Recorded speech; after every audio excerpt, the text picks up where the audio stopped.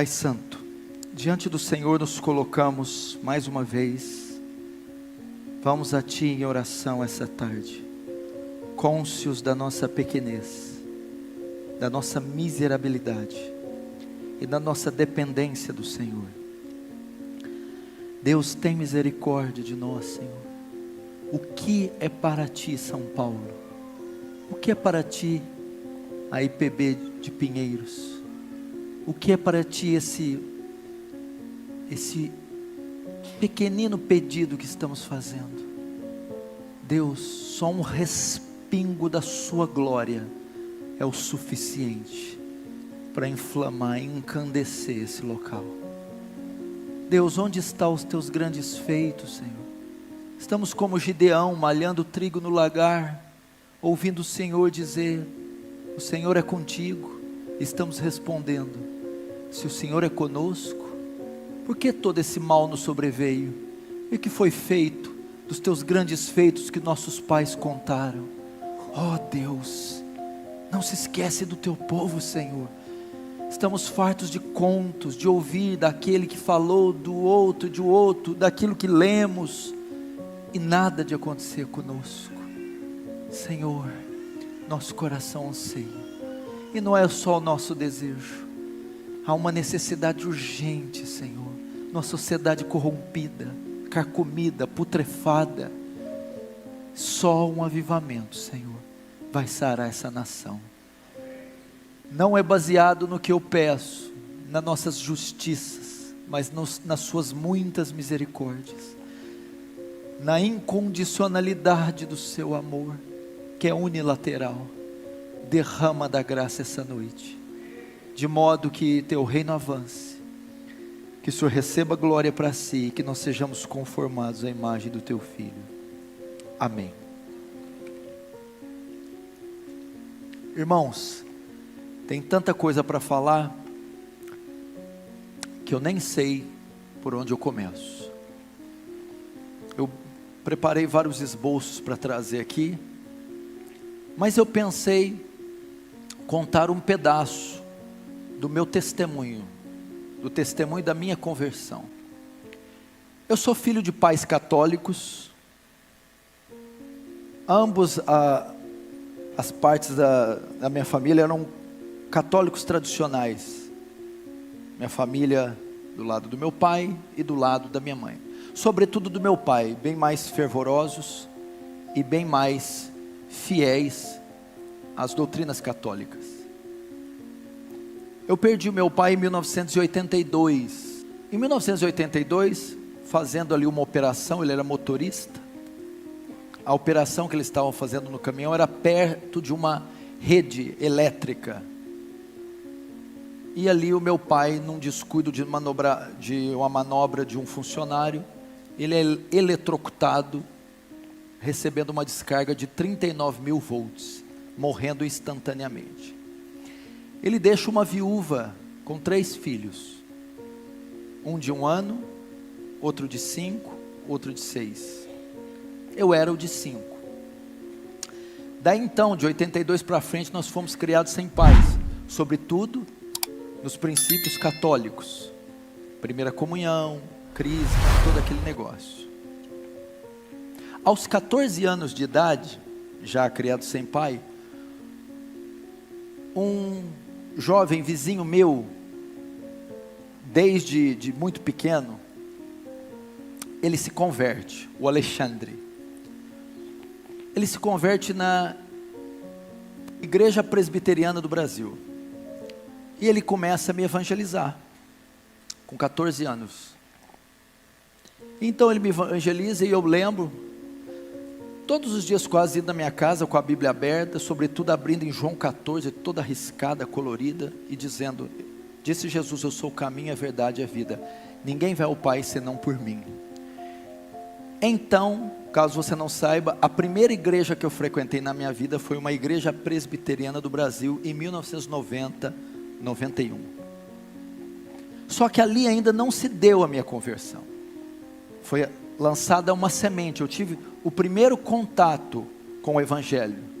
Já comecei então a entender que o catolicismo romano, ou o romanismo, era um equívoco, a adoração às imagens, a missa, a confissão auricular, toda aquela coisa foi sendo desconstruída no meu coração, e eu comecei a congregar com esses irmãos ali, durante 3 anos, até me lembro do nome do pastor Clemilton, tinha um filhinho de 5 anos, chamado Silas, na época, uma igreja muito boa.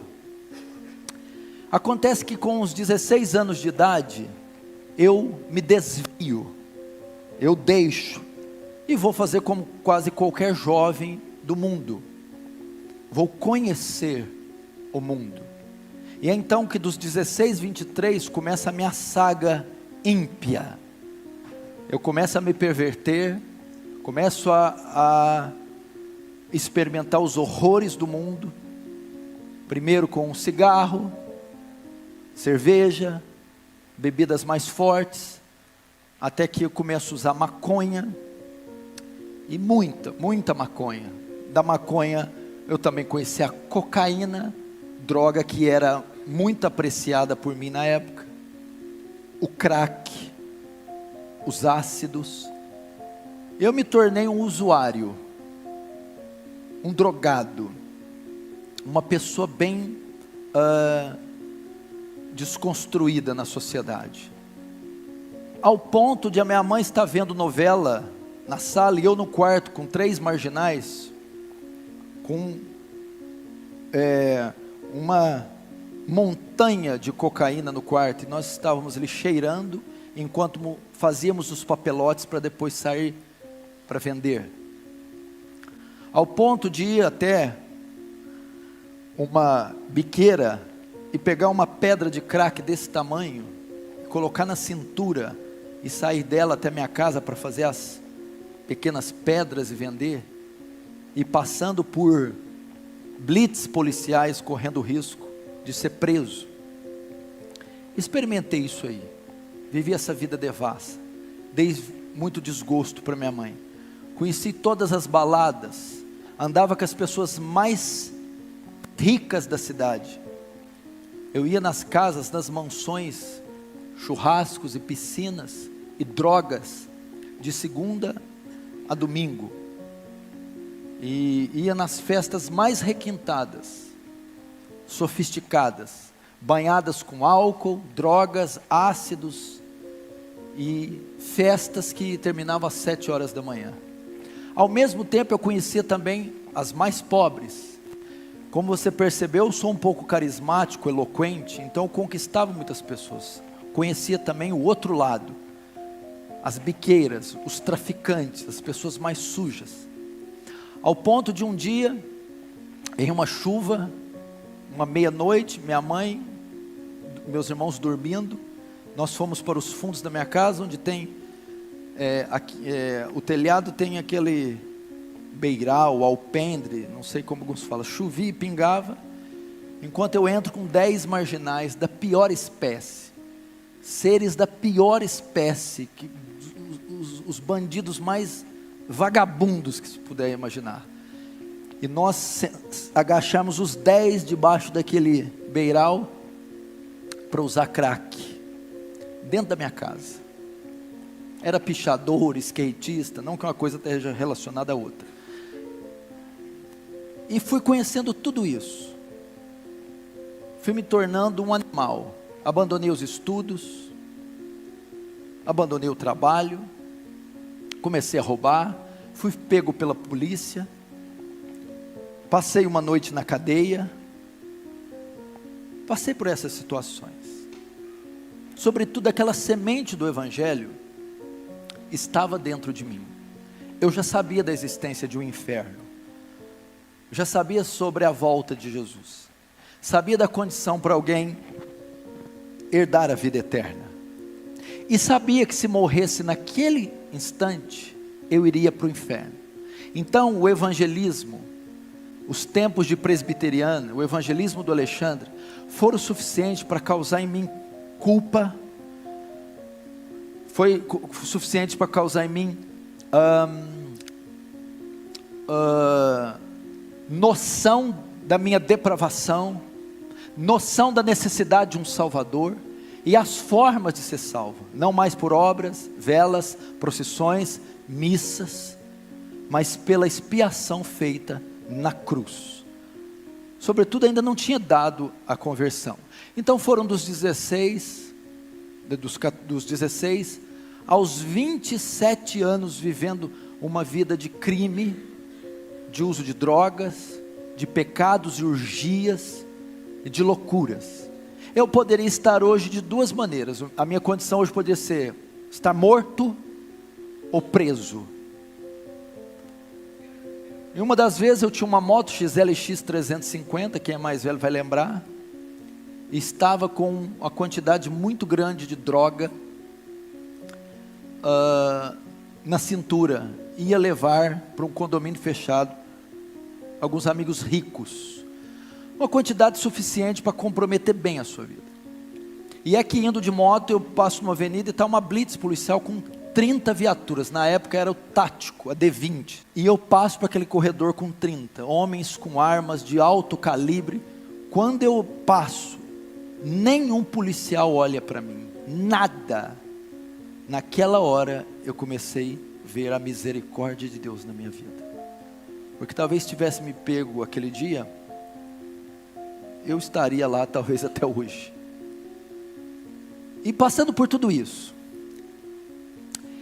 e o que aconteceu? Em um dia, saindo para uma festa de exposição agropecuária, que é comum nessas cidades do interior, onde fazem shows e tem bebida à vontade, nós íamos para uma dessas festas, numa sexta-feira à noite.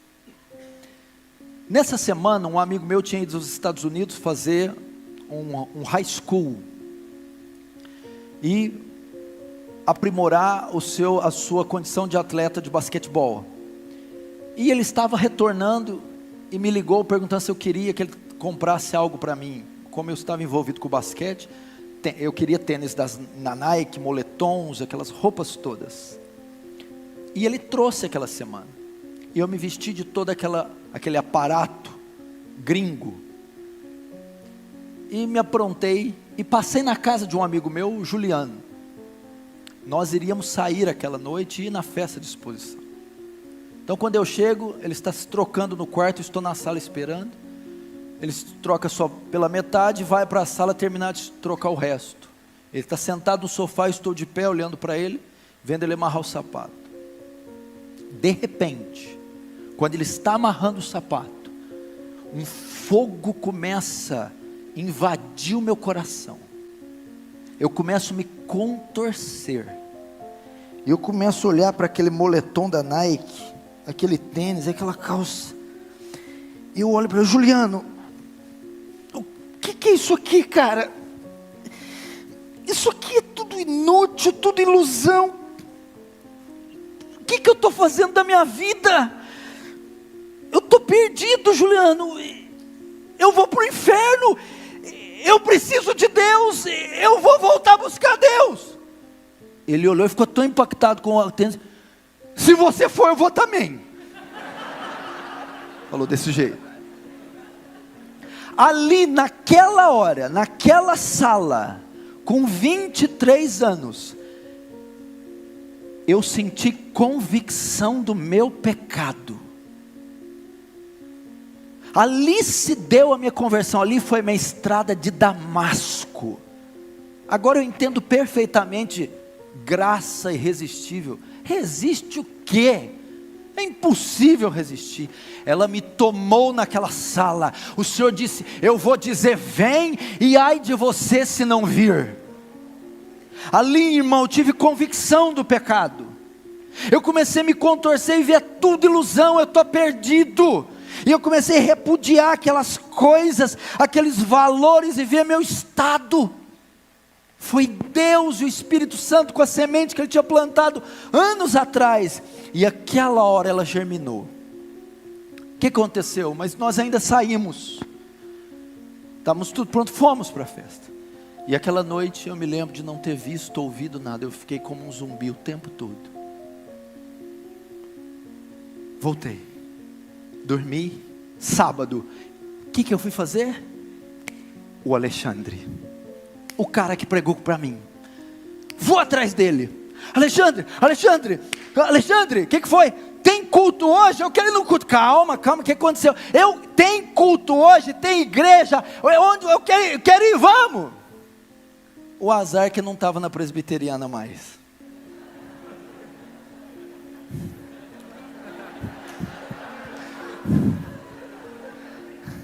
Ele tinha uma comunidade, mas novo convertido não quer saber. Falou Jesus, ele está lá. Irmãos, era um culto de sábado, muito comum, culto da mocidade. E ele diz: tem culto dos jovens, vamos. Eu fui. E faz 20 anos que eu nunca mais saí. Se deu a minha conversão. Eu comecei a ir. Nisso, e tem que ficar registrado, nesse pequeno desvio de 7 anos, o Alexandre nunca deixou de orar por mim. Nunca desistiu da minha vida. Nunca. E toda vez que ele me encontrava, eu corria dele, ele me barrava. Volta. Eu acho que nunca ganhou outra alma na vida, só ganhou eu. Mas veja só que obra Deus tem feito. E Ele vai receber o galardão por isso. Mas eu nunca vi alguém insistir tanto com uma alma, orar tanto por uma alma, jejuar tanto, padecer tanto. Eu nunca vi como Ele fez comigo. Nunca. Se Ele tivesse desistido, talvez eu não estaria aqui. Então eu procurei, nós começamos a congregar. Passou 2 meses, eu me batizei. Passou 2 anos, já me tornei líder de jovens. Já vi que tinha o dom, o talento de me comunicar, de fazer orações e de expor a mensagem do Evangelho. Agora, o que tem a ver com o tema avivamento? O que eu quero deixar para vocês? Neste período, Deus me privou da parafernália teológica, de tantas outras coisas que a igreja brasileira ia conhecer na década de 90 ali. Kenneth Hagin, Benny Hinn, os movimentos de dente de ouro, aquelas unções, aquela coisa toda. Eu assisti uma pregação em VHS. Essa pregação é de um pastor pentecostal. Nessa pregação ele cita nomes como David Brenner, John Knox, John Wesley, Hudson Taylor. E ele disse: compre os livros desse homem. Foi então que nesse momento eu tive contato, já no meu primeiro ano, com a fé, mais a piedade do que a teologia desses homens. Mas eu tive contato. Então a minha vida foi toda influenciada por David Brenner, Hudson Taylor, William Carey, Jonathan Edwards e todos esses heróis da fé. E eu percebi algo quando eu li os livros dele. Depois eu conheci um outro livro que é o Heróis da Fé, do Orlando Boyer. Então ele vai falar de Dwight Lyman Moody, Martin Lutero, Jerônimo Savonarola, Jonathan Goforth, David Livingstone, os grandes vultos que a terra conheceu depois dos apóstolos. Homens que eu não dispenso comentário. Quem não se lembra do grande despertamento da Nova Inglaterra e o sermão Pecadores nas mãos de um Deus irado, de Jonathan Edwards. Missões no interior da China, quem não se lembra? Hudson Taylor. A biografia diz que o sol nunca nascia sem que Hudson Taylor tivesse de joelho. David Brenner morreu tuberculoso com 29 anos, ele cuspia pedaços do seu próprio rim.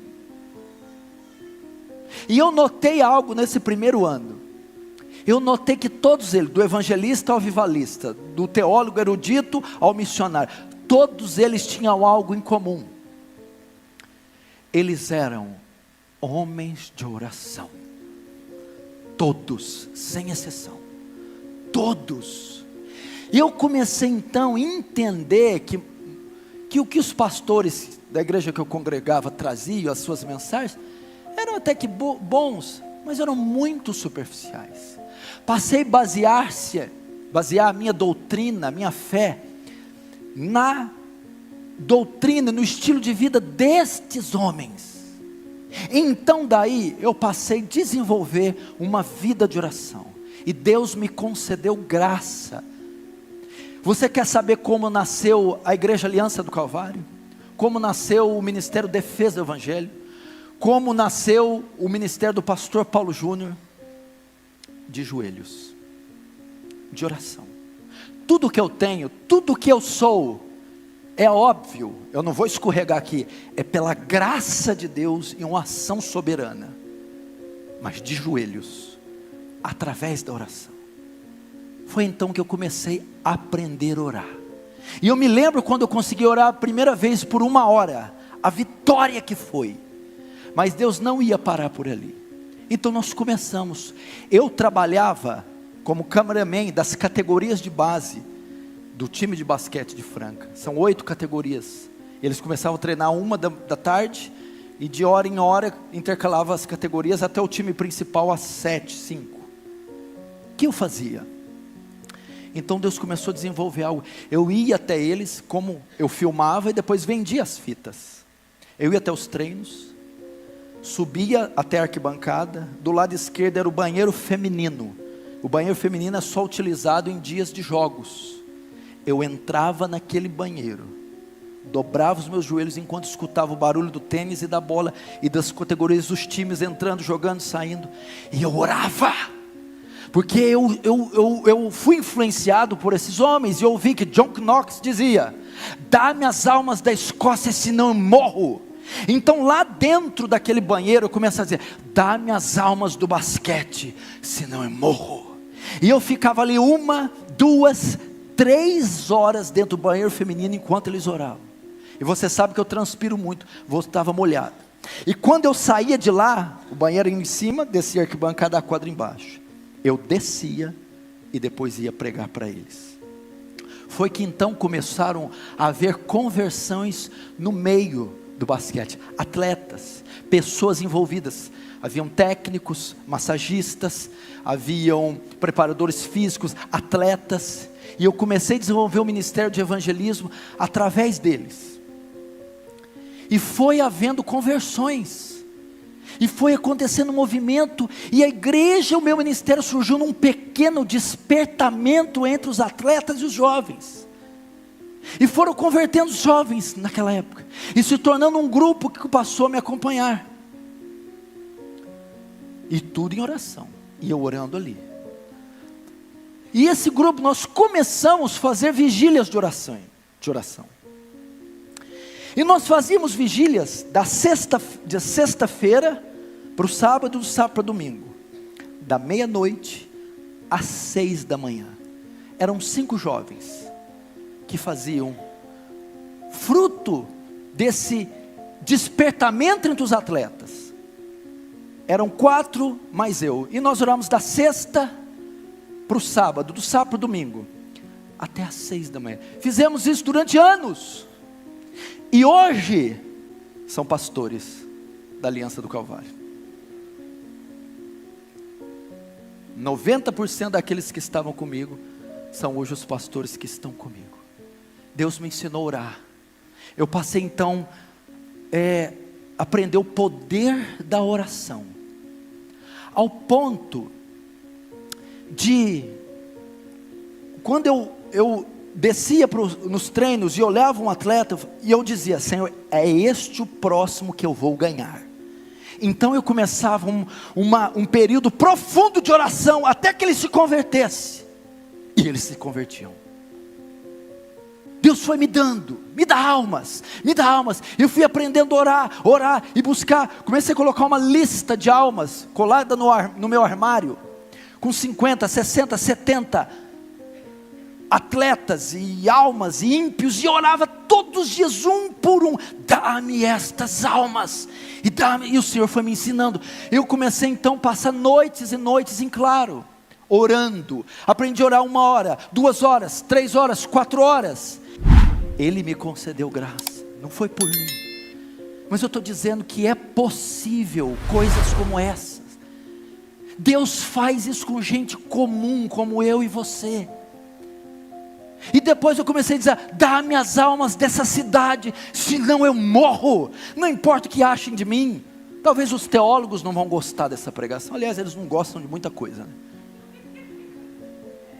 Mas foi exatamente isso que Deus fez. E eu fui vendo os frutos, e um despertamento, e outras almas foram se convertendo, e essa igreja nasceu fruto de um despertamento, e de dias, meses e anos de joelhos, e jejuns, orações, e Deus foi acrescentando, acrescentando, acrescentando, e as almas foram se convertendo. Me lembro quando eu preguei o meu primeiro sermão. Eu ouvi de Martinho Lutero, que antes da dieta de Worms, passou a madrugada inteira orando. Eu ouvi de Jonathan Edwards, que antes de pregar o sermão Pecadores nas mãos de um Deus irado, passou 3 dias sem comer, e sem beber e sem dormir, orando. Eu disse: se eles fizeram, eu também vou fazer. Eu não sou um admirador de sermão. Você já viu os admiradores de sermão? Que sermão! E tem os outros colecionadores de sermão. Você vê a minha videoteca, o meu HD, eu não. Eu ouvia, queria praticar no dia seguinte. Primeiro sermão que eu prego na igreja, que não é para jovens, para toda a congregação, eu passo a madrugada orando. E oro até às 6 da manhã. Porque Deus me ensinou a ficar de joelhos. Quando eu ia convidar uma pessoa para a igreja, eu costumo dizer, durante os meus primeiros anos, Deus me usou como um ganhador de almas. Eles perguntaram para mim: qual o segredo? 70% oração, 30% pregação. Nisso consiste o meu evangelismo. 70% oração. Pra você ter uma ideia, eu convidava alguém para ir para a igreja na segunda, para ir no domingo. Eu orava 7 dias, todos os dias, para ele aceitar o convite e aparecer domingo, né? 7 dias intensamente. Chegava domingo, não ia. Eu orava mais 7 dias, gemendo, então ele aparecia. Eu estou dizendo para você que eu orava 14 dias, não é para ele se converter, 14 dias só para ele aceitar o convite e aparecer. Eu orei para um jovem 10 anos pela conversão, ano após ano. Quando eu pensava em desistir, 10 anos, ele se casou com uma mulher espírita. Hoje os dois estão na igreja, batizados, membros fiéis para a glória do Senhor. Poder da oração. O poder da oração. Eu vi, irmão. Eu me lembro, irmãos, fazia isso, ia dentro do banheiro, fazer jejuns, noites em claro, por essas almas. Isso eu já estava ministrando a palavra. E eu me lembro de um testemunho de Dwight Lyman Moody. Moody, quando pregava, se sentia seco, vazio, ele ia para o bosque. Ele ficava 1, 2, 3, 4 dias dizendo: enche-me do Espírito, enche do Espírito, enche. Então ele ia, voltava, pregava e a alma se convertia. Quantas vezes, meu irmão, quantas vezes sabia que ia pregar, preparava um sermão, e não estava preocupado só com a interpretação, com a exegese, com a hermenêutica, mas ia também para o bosque, 1, 2, 3, 4, me enche Deus, me enche do Espírito, e Deus me enchia.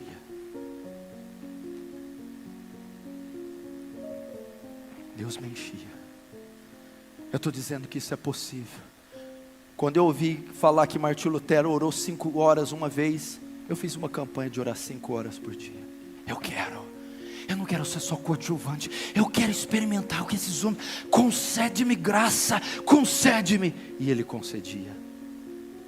E eu vi, irmão, poder do alto descer sobre mim, descer sobre congregações. Eu tive experiências fantásticas com pessoas.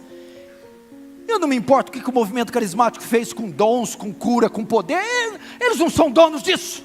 Nós não podemos deixar eles roubar de nós as promessas, o Espírito Santo, o poder, os dons. Espera lá. Eu me lembro de uma senhora me procurando. Meu filho teve um acidente de moto. Eu entrei na Santa Casa, na UTI. O médico me deu permissão para entrar. Tinha uns 15 cadáveres, todos com o aparelho, todos nus, destroçados. O médico falou: todos que você está vendo aí, pode morrer a qualquer momento. Fui até o jovem, ele estava com um tubo dessa grossura no pescoço, todo estropiado. Eu peguei na mão dele e eu disse: se você está me ouvindo, aperte a minha mão. Ele apertou milimetricamente, quase imperceptível, mas eu vi que ele estava ouvindo. Eu orei por ele. Eu orei por aquele jovem. Senhor, tem misericórdia dessa alma moribunda.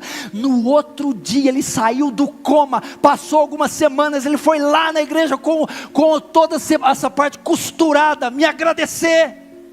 Porque Deus faz tais coisas. Avivamento é isso, é poder, é milagre, é incontrolável, é inesperado, é algo soberano, e Deus despeja o seu poder. Mas muitas vezes o faz através dos joelhos. E Ele me concedeu essas coisas. Irmãos, aí começou algo e realmente não parou. Almas foram vindo, coisas foram acontecendo, e toda essa expressão que você vê, ela foi conquistada nos quartos, de joelhos, dias, anos, horas a fio, diante do Senhor. O reino de Deus é tomado por violência, e só os que se esforçam se apoderam dele. Eu ainda tenho outros testemunhos interessantes com a oração. Muitos podem rir, mas hoje eu não estou me importando. Eu nunca falei isso em conferências, não falo isso em conferências, mas hoje, pela permissão do Espírito, eu senti vontade de falar. Teve uma ocasião, como eu trabalhava com filmagem, eu fui contratado para fazer um evento para um instituto infantil muito importante, numa escola. Iriam comparecer mais de 400 pessoas, vereadores, bombeiros, a polícia militar e algumas escolas, em uma quadra poliesportiva. E eles me convidaram, contrataram para fazer a filmagem. Tudo bem, eu aceitei. Depois ele me liga mais tarde: só que tem que ser com 2 câmeras. Tudo bem. Eu não tinha essa câmera, e era algo muito sério. Eu falei: Senhor, o que eu faço? Eu não tenho essa câmera, meu Deus. E eu fiquei aflito e procurei, não consegui achar outra câmera. Era uma sexta-feira, o evento era sábado, meio-dia. E eu fiquei aflito, e nada. Chega 2 horas da manhã, eu acordo, levanto e oro desse jeito: Senhor, eu não tenho condições de fazer esse trabalho, porque eu não consegui essa câmera, e eu não quero envergonhar seu nome. Deus, adia este evento, até que eu consiga uma câmera. Fui dormir. 9 da manhã o cara me liga, o empresário: Paulo, tá de pé a filmagem? Tá. 10 horas eu vou para o ginásio. 400 pessoas, bombeiros, vereadores, aquela coisa toda. Eu chego lá 10 horas, passa 11 horas, 10 horas não tem ninguém, 11 horas, 2 alunas e um bombeiro. Todo aquele negócio, tudo aquilo. Meio-dia, nada. Meio-dia e 40, nada. 1 hora eu li na cama, já entendendo o que aconteceu. Eu estou ali ajustando, e ele chega para mim: Paulo, pois não? Bom, você deve estar percebendo que não veio ninguém. Você não quer adiar a filmagem, não? Quase que eu falei: não, imagina. Irmãos, 400 pessoas, não apareceu ninguém. Foi um caos, foi uma coisa horrorosa. E eu sei, Deus adiou aquilo por causa da minha oração. Eu precisava de 2 dias. Deus me deu 1 semana. Eu arrumei outra câmera, filmei com as 2 câmeras. O vídeo roda até hoje. Por causa da oração. Coisas pequenas mostram o poder da oração. Certa feita, eu estava com uma dívida muito alta. E o meu trabalho tinha fracassado. Eu perdi clientes, eu não consegui mais vender, eu não consegui mais trabalhar. E as dívidas foram indo. E até que meu nome foi protestado. E alguns carnês, na época dos carnês, né, você deve lembrar. O que eu fiz? Tem um bosque, um vale, perto da minha casa. Eu fui lá à noite, me ajoelhei na terra e coloquei todas as minhas dívidas. Estou falando o que eu fiz, não sei como você vai julgar. E me ajoelhei. E não era por desonestidade, não era por má fé, simplesmente aconteceu. E eu comecei a chorar: Senhor, eu estou envergonhando o seu nome. Aqui estão minhas dívidas, e eu não tenho condição nenhuma de pagar. tem misericórdia. Lembre, meu maior desejo não era a dívida em si, é de estar envergonhando o nome de Deus sendo um cristão. E eu lembro que eu joguei aquilo num ato até estranho no chão e me ajoelhei diante. Falei, Senhor, tem misericórdia. Então, todas essas dívidas. Terminei de orar, recolhi aquilo e fui embora. Passou uma semana, termina um culto, o irmão vem até mim com um cartão na mão. Esse é meu cartão, com um papelzinho, essa é a minha senha. Tem X naquela conta, pode pegar que é seu. Era o valor exato da minha dívida. Eu lembro que eu paguei, limpei meu nome, para nunca mais ele estar sujo. Poder da oração, meu irmão. Quantas coisas Deus nos fez. Me lembro de outra feita, de uma situação envolvendo parentes meus, que eu não vou falar o nome, de um jovem molestando uma senhora, e oprimindo, e molestando, de forma muito pesada da minha família. E eu, como a nossa igreja está repleta de advogados, eu vou mover uma ação contra essa pessoa. Não tem cabimento explorar isso. E estava tudo resolvido, a papelada pronta, porque ele não parava de ir até ele molestado. Chegou meia-noite, eu dormindo, meu coração pesou. E algo me dizia, se você fizer isso, ele nunca mais vai olhar na tua cara, você perde um parente para o resto da vida. Eu falei, meu Deus, é verdade. E o que se faz nessa hora? Ora. Senhor, que eu não preciso usar esse recurso para acontecer essa tragédia, Senhor. Deus, resolve isso, afasta esse jovem dessa mulher. Nunca mais foi atrás dela. Sumiu. Eu não precisei usar esses recursos. Eu estou mostrando para você o poder da oração. Muito vale a súplica de um justo por sua eficácia. Coisas que você pode até rir, por exemplo, essa outra. Irmãos, eu estou dizendo que eu sempre usei a oração. Eu lembro quando eu fui trocar o meu carro, um carro 94 para um 2000. Pensa bem, não era lá essas coisas. Eu orei 3 meses para não cometer, porque pobre, você já viu, errou, acabou. Mas eu coloquei diante de Deus 3 meses. Não deixa eu fazer a escolha errada, eu ser lesado, passado para trás. E orei. Mas eu estou dizendo que nessas coisas simples, eu coloquei diante de Deus. Não me deixe errar. Para que isso, uma coisa simples, imagina uma coisa grandiosa. Foram as experiências que Deus me deu. Entupiu a casa da minha mãe, os canos. Uma casa que eu pedi para ela, nós éramos muito pobres. Deus concedeu um sobrado, uma coisa bonita, entope um cano, eu chamo um desentupidor. Chega, imagina um troglodita, cheio de marreta, de martelo, e ele olha tudo sobrado e vê o cano e fala assim, ó, querido, ó, vai ter que arrebentar tudo isso aqui, subir aqui pela escada, eu vou arrebentar a sua casa. Imagina um cara com barba cerrada, devia pesar uns 120 quilos, ele ia quebrar a casa. E eu vou começar a quebrar. Porque eu sei que o cano vai daqui, passava por um carpete, passava por azulejo, por piso, subia a parede, fazia tudo. E eu, calma, ele, não, preciso quebrar, vou começar a arrebentar aqui, tá. Aí ele lá, posso começar a quebrar? Eu, espera aí. Isso estava na cozinha. Eu fui para a sala, dobrei meus joelhos. Senhor, essa foi a casa que o Senhor deu para minha mãe. Não deixa esse homem destruir ela não. Eu estou te dizendo, Senhor, faz esse homem achar o lugar certo. Voltei, isso foi uns 2 minutos de oração. Tudo bem, meu senhor, pode começar a quebrar. Do lado da cozinha, onde estava entupido, tem a garagem que fica de fora. Ele olhou bem, eu estou achando que eu vou começar a quebrar aqui fora. Ele quebra um piso, nada. Quebra o segundo, vê uma marca branca, é o cano. Pega uma picareta e faz assim, ó. Quando ele faz, é aqui que está entupido, não vai precisar quebrar nada.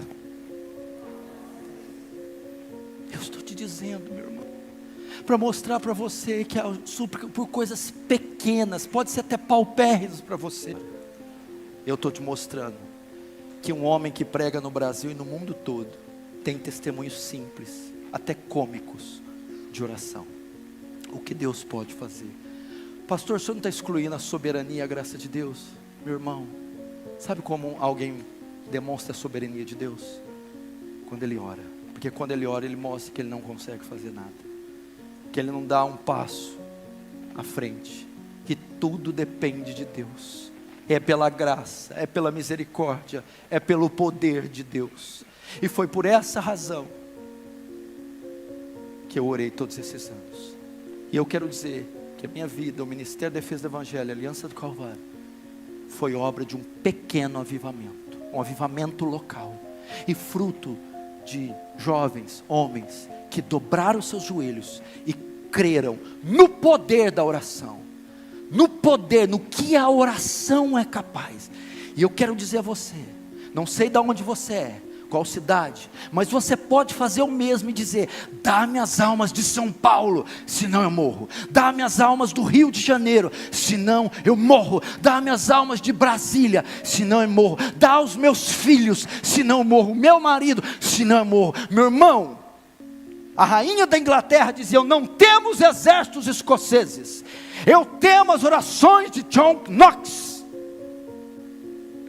Se você souber o poder que a oração, é isso que o pastor coreano está aqui ensinando, o poder que a oração tem.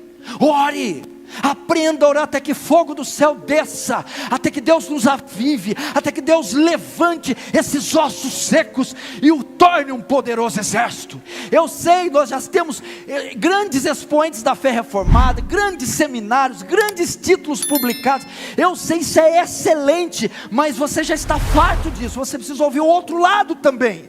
Precisa ouvir que John Knox, uma grande mente, ficava de joelho, que Jonathan Edwards gastava 13 horas por dia com as escrituras, em oração em cima do seu cavalo. Como o Dr. Lloyd Jones dizia: lógica em chamas, ortodoxia e piedade, teologia e paixão, conhecimento e fogo. Aprenda a orar. A oração não conhece fronteiras, não conhece barreiras, não conhece sexo, extrato social. Qualquer um pode executar. É tão simples e tão fácil que uma criança pode fazer. O que você no seu quarto é capaz de fazer? Você muda contextos, reis, você muda leis, estações ali de joelhos. Onde o seu braço não chega, a oração chega, meu irmão. A força que você não tem, ela dá, ela levanta, ergue, santifica, ela dá conhecimento, graça. Aprenda este ofício majestoso, e com esse simples, humildes, cômicos testemunhos, aprenda a orar. Vamos ficar de pé.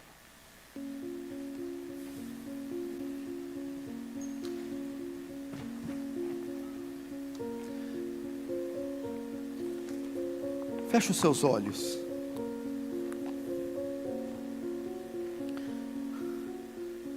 Senhor Deus,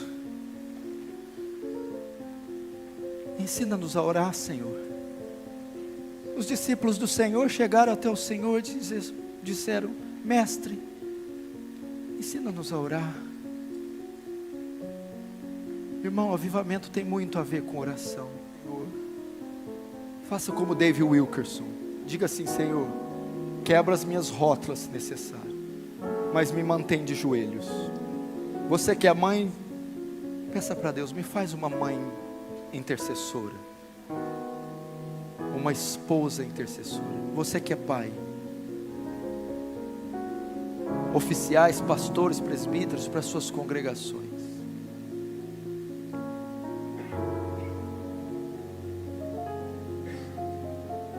nos leva a orar.